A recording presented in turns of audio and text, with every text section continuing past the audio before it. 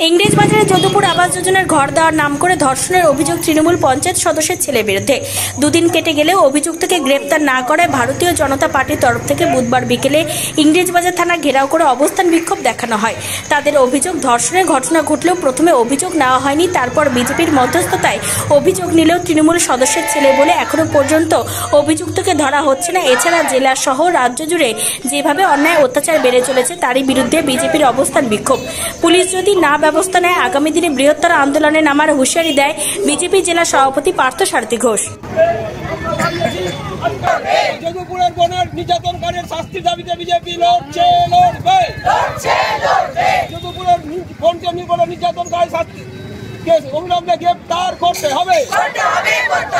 এর আগে 10 তারিখ একদম শহর সংলগ্ন আমাদের যদুপুরে একজন নাবালিকাকে ধর্ষণ করার চেষ্টা, স্কুল ছাত্রী নাবালিকা, আর যে অভিযুক্ত সে অভিযুক্ত সরাসরি তৃণমূল গ্রাম পঞ্চায়েতের পরিবারের সদস্য।